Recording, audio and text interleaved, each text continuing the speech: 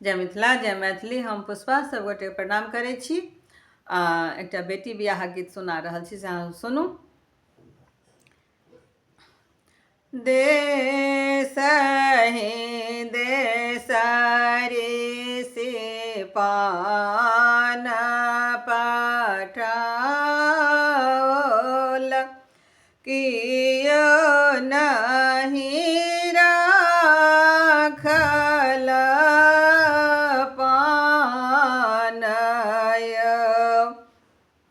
देसहि देसरी सिपान पठाओल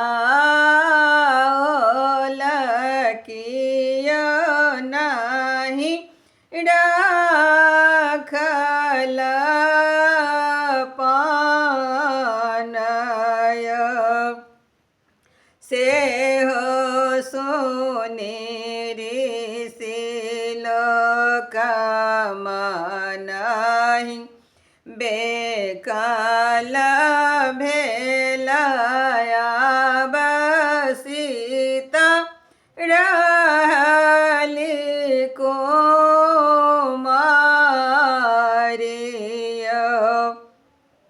सेहो सुनि ऋषि लोक मनहि बेकल भेलया बसिता रहली कुमारिय।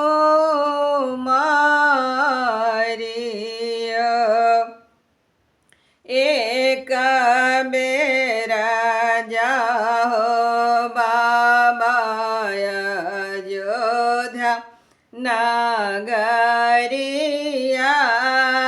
जहाँ बसु दशरथ लालय। एक बेर जाहो बाबा अयोध्या नगरिया जहाँ बसु दशरथ राजय।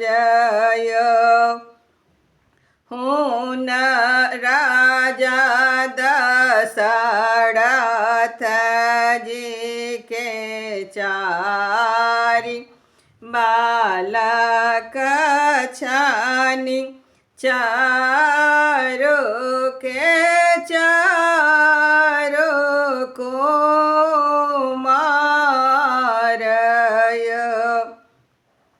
राजा दशरथ जी के चारि बालक छनि चारो के चारो कुमारय।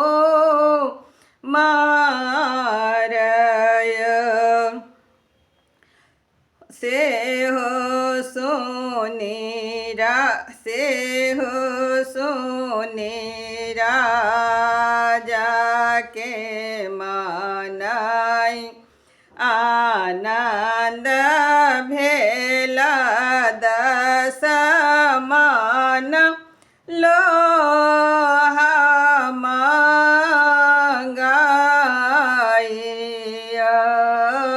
सेहो सुनि बाबाजी के मनहि आनन्द भेल दशमन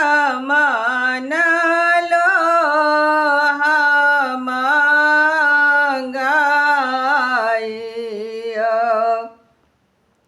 ताहि लोहा धनुष बनाओल मड़बा देल अंगूठाइय।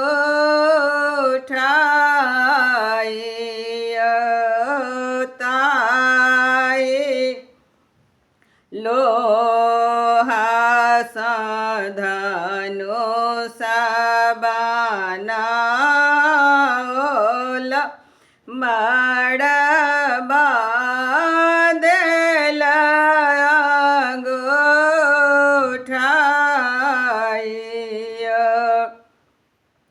से हो धनुष रामचंद्र बामा हाथ उठा ओल धनुष टूटल तीन खंडयो से हो धनुष रामचंद्र बामा हाथ उठाओल धनुष टूटल तीन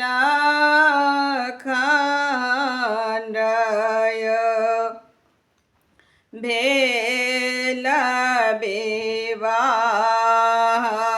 पड़ल सीता सिंदूर राम